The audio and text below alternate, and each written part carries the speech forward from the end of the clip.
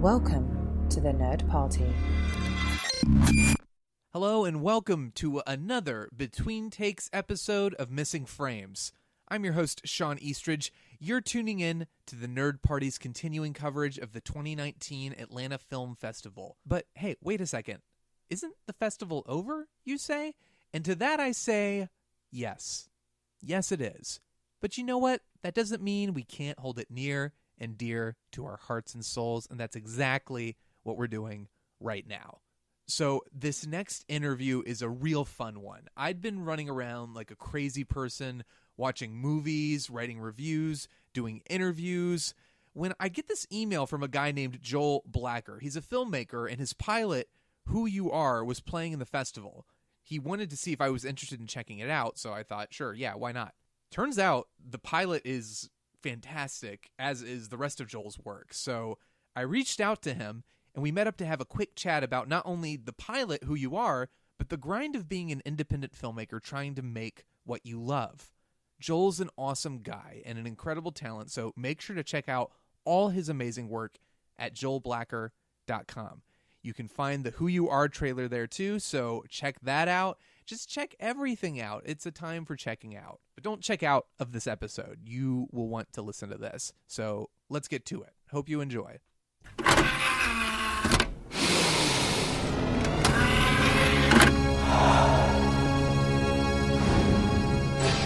Now available to own on video cassette. Joel, thank you. Thank you so much for being here. Let's chat. Tell me, we just met. You reached out to me to talk about your pilot, which is Who You Are. Yes. And it is, I just watched Videodrome for the first time. Okay. And I don't know if you've seen that. I haven't, but I know exactly what you're talking about. But I got immediately like Cronenberg vibes from this pilot. But explain it to the audience what this is. Tell us about it. Yeah, no, that's funny that you say that. So Who You Are is a show set in the 80s. It's a comedy. It's about computer engineers in Silicon Valley that accidentally create an AI that can read people's souls and tell them without doubt who they are.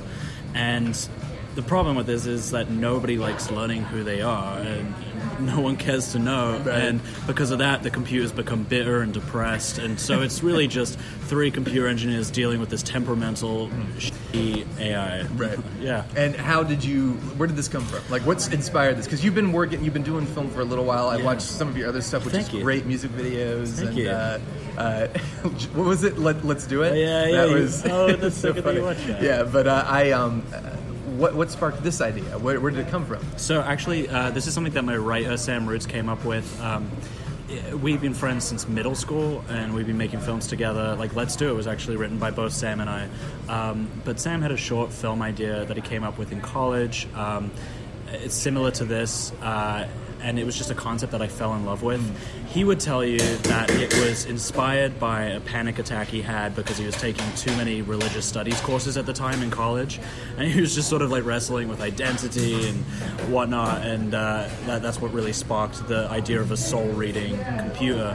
And, for the longest time we tried to make it. We were trying to find legs as a short film. And then we decided, this we really want to tell the world, and this serves better as an episodic program. And so we did this short series to sort of give people a nugget of what it could be and what we're going to want to tell. Okay. And this pilot, this is the only thing you filmed so far? No, actually, what you saw is the first 5 minutes of a 5-episode series. That's what I was going to. I was like, is it the first 5 minutes? Is it? Are they all going to be 5 minutes long? Yeah. So we have 5-minute episodes, give or take.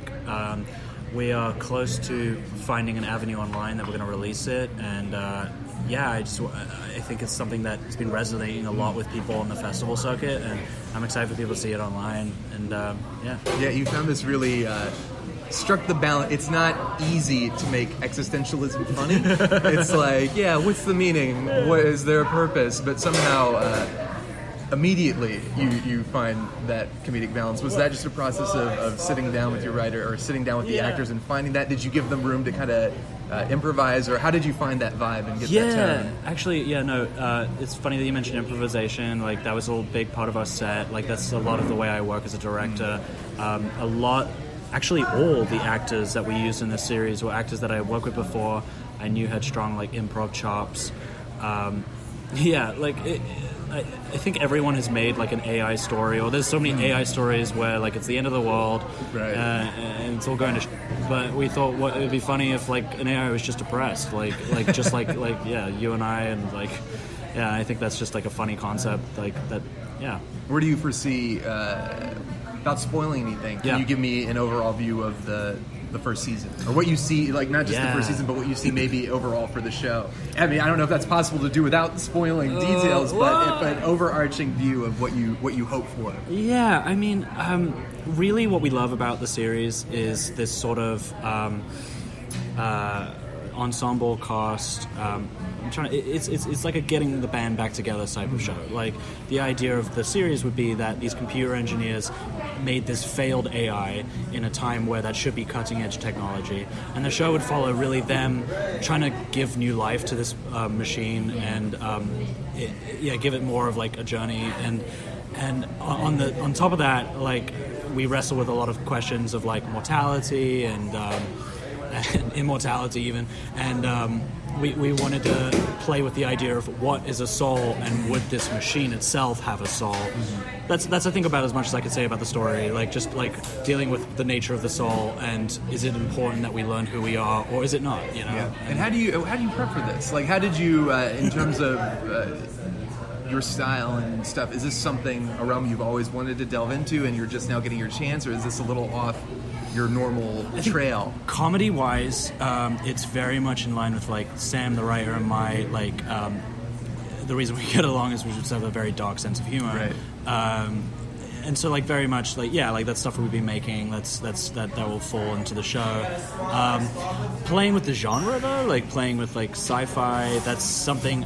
It's like a lo-fi show, right? Like which Sam and I just call shitty sci-fi, and that's something that we hadn't dabbled with and wanted to dabble in. And we started like just building these props ourselves. Like it was just a matter of finding that computer we found on Craigslist for $20, and then we just took it apart and threw a light bulb in it.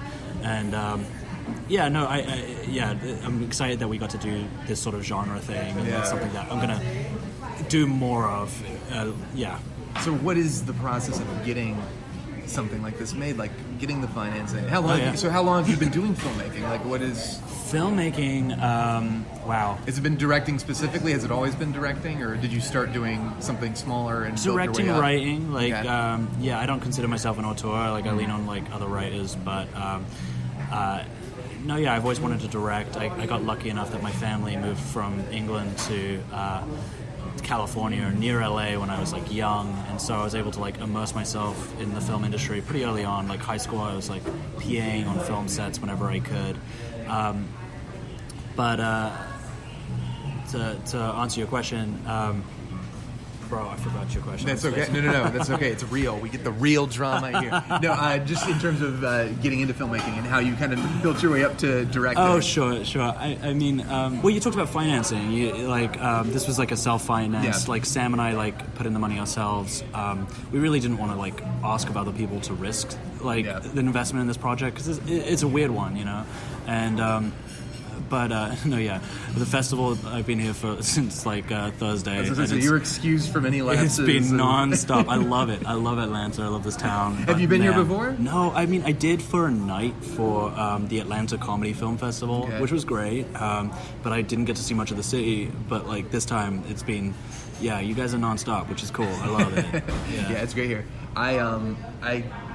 What other, I guess, specific influences for you as a filmmaker? Yeah. Who do you look to? And did you look to anyone outside your normal wheelhouse when you started prepping this? Yeah, I do music videos because I think music videos have been like my biggest inspiration over like the last few years. It's just a space that, like everyone thinks of like MTV back in the day, but like music videos are resurging. There's like it's a space for like low budget filmmakers to like make a statement piece or whatever. And so many great directors got their start there. Exactly. Danny Boyle, David Fincher. Well, like Hiro Murai, who like does Atlanta. Yeah. And, like he's like sort of a key inspiration for me, where like he dabbles with comedy and then like these surreal elements in his stuff, and like that to me is like very like it speaks to the show and like what I want to do. And So like music videos, like the Daniels, like they're very big into like practical effects. Did you see the movie last night? I did. How was it? I missed it. I'm so bummed. Oh my god! Death of Dick Long. The Death of Dick Long. I left so uncomfortable. Well, it's like I love uncomfortable. Like like my stuff is very like dry, like leave you hanging in a space that like makes it almost funny. But like to watch this at like midnight and then like get out, and I was going to bed and I was just left with this pit in my stomach. Like wow, that was uncomfortable. It's good. It messed with me. Right. So next steps in terms of what you're. How festivals will help. What's the process of getting something like that, or something like what you're doing picked up and getting it on to television? You know, you might know better than me. I'm like still figuring this out. Like this was our first episodic. We went to South by Southwest with it, which was super cool and opened a lot of doors for us. But it does seem that like there's not much of a space for episodics in the festival circuit, which is what it's fine. Like I mean, it's all about building your audience, and like this is it's a show that we feel is going to like fall on its audience and people like just rooting for it. So next steps for us, we are pitching the larger format show while we're also planning on releasing this short series, just so that we could like get people involved and get like people on a ground level like wanting more of this, you know, and then that will help us like make it a bigger deal. And meetings are already happening, which is exciting, but like we still just want to get this out there. And what is your like ultimate goal in terms of where, I mean, obviously get this made, but if this does take off, if you are able to make these breakthroughs and make stuff happen, and all of a sudden you are in a position where you're like, oh shit, I can do, like, what do I do next? Yeah. What would you like to do? What's your ultimate aspiration? It's funny, that's like changed a lot over the years. I think everyone gets into like filmmaking thinking like, I'm going to be a feature director. Right. And it's like, honestly, like the feature space, like, yeah, I want to be a feature director. I'm not going to like deny that, and I will be making features soon. Like Let's Do It, the short film you mentioned, Sam and I have written a feature script for that, and we're going to do that soon. I'm hoping that'll be my first one. But yeah, like I love the music video space. I love even the commercial space. Like it's opening doors for like people to make statement pieces, tell like the stories they want to tell, and I just want to like kind of hone my voice and like be able to, even if that is just like a dark comedy like perspective, I just want to be able to tell the stories that I want to tell. And, so it's just finding avenues for that, and I'm happy if that like comes out of music videos or if that comes out of the episodic space, like even web series. Like I no one likes to admit that they made a web series because like everyone in LA is raving about a web series that they have, but I think there's some great stuff on the web, and it's figuring out like where I can best like tell the stories I want to tell. What's the best advice you think, like in terms of people who are trying to make it? I know there's sometimes it's best to just make the mistakes on your own and discover the lessons, but how do you feel like if you were to really sit down with someone and say, look, here's the deal, here's what I wish somebody had told me about this that I've tried to take to heart, what do you think? What step, like, how did you just kind of take the right steps to get there? I mean, it's hard. Like, I'm not one to like act like I'm an accomplished director. I'm not by any means. Like, you know, I'm still like. I'd say yes. I mean, if you have made something and directed something that holds up as well as this stuff I've seen has, I appreciate pat yourself on the back. And that's what I like view success as, you know, being able to tell the stories you want to tell.